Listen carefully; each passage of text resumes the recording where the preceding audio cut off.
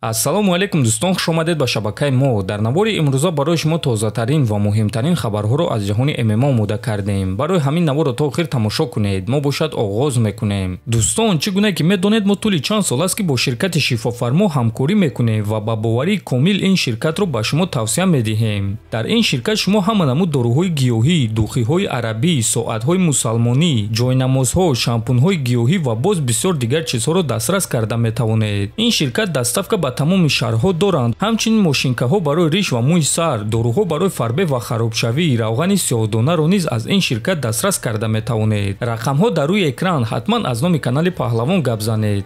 Чемпиони вазни 61 кг UFC Мераб Дувалишвили оиди муҳорибааш зидди Умар Нурмагомедов фикрҳои худро баён кард. Биёед суханҳои ӯро гӯш мекунем.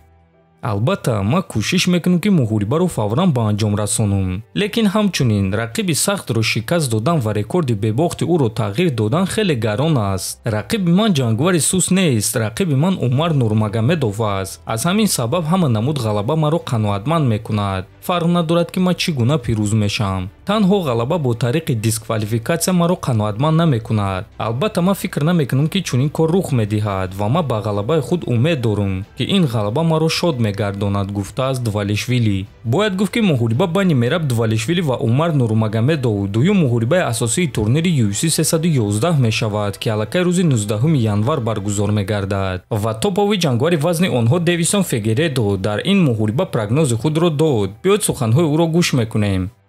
Ма ба ғалабаи Мераб боварӣ дорам. Гап дар он аст ки ӯ зарбазании хуб надорад, аммо Дувалишвили рақибонро хаста карда метавонад ва баъд онҳоро ба замин меафтонад. Лекин ҳамчунин Умар низ метонад ки чӣ гуна дар замин кор кардан дар кор. Барои ҳамин дар замин низ барои Мераб риск аст. Лекин баъди 5 раунд ман дида истодам ки чӣ гуна дасти Мерабро ба боло мебардоранд, гуфтааст Фигередо.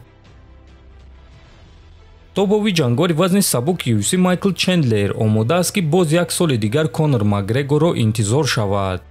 Агар ки Конор Макгрегор аввалҳои соли 2025 барнагардад, пас ман бо ягон каси дигар меҷангам. Ҳаст боз дигар муҳорибаҳое ки барои ман шавқоваранд. Агар ки муҳорибаи мо бо ӯ баргузор гардад, пас хеле хуб мешавад. Агар ки не, пас мероси ман бо Конор пайванд нест. Ман дар формаи хуб қарор дорам ва дар пеш маро бисёр муҳорибаҳои калон ва машҳур интизоранд, гуфтааст Чендлер. Ногуфта намонад ки Майкл Чендлер Конор Макгрегорро 2 сол интизор шуд, аммо Макгрегор барнагашт ва баъд Чендлер бо Оливера реванш гузаронид ва бо қарори доваро шикаст хӯрд. Акнун чӣ гуна ки мебинем ӯ боз Конор Макгрегорро интизор шудан мехоҳад. Ана оиди худи Конор бошад, пас маълум нест ки ӯ кай бармегардад ва маълум нест ки умуман ӯ бармегардад ё не.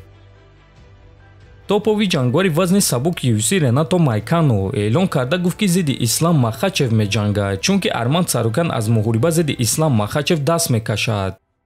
Ман дар техникаи Махачев ҷавоб дорам. Ман медонам ки ӯ дар октагон чӣ кор мекунад. Ғалабаи ман дар ҷанг зидди ӯ танҳо саволи муваққатӣ аст. Ман медонам ки одамон ба ман боварӣ надоранд, аммо чӣ гуна ки ман доимо мегӯям, барои ман фарқ надорад. Рӯзи 19 январ рақиби ман Дарюш намешавад. Ман барои камарбанд меҷангам, чунки Арман Царукян аз муҳориба даст мекашад. Аз ҳамин сабаб ташкилот муҳорибаи моро дар як карт гузоштанд. Ман тайёрам, гуфтааст Майкано. Хотиррасон мекунем ки Ренато Майканоро муҳориба зидди Бенил Дарюш рӯзи 19 январ дар турнири UFC 311 интизор аст. Ҳамчунин дар ин турнир муҳорибаи Ислам Махачев зидди Арман Царукян мегузарад. Лекин чӣ гуна ки мебинем Майкано мегӯяд ки Арман аз муҳориба даст мекашад ва ӯ зидди Махачев меҷангад. Ва дӯстон, ин суханҳои Ренато Майкано ҳақиқат дорад ё не маълум нест. Ҳамчунин маълум нест ки барои чӣ Ренато чунин эълон кард. Ба фикри худи шумо чӣ дӯстон? Чаро Ренато Майкано чунин эълон кард? Метавонед фикрҳои худро нависед. ҳатман дар YouTube канали мо обуна шавед. То боздид, хонободу сарбаланд бошед.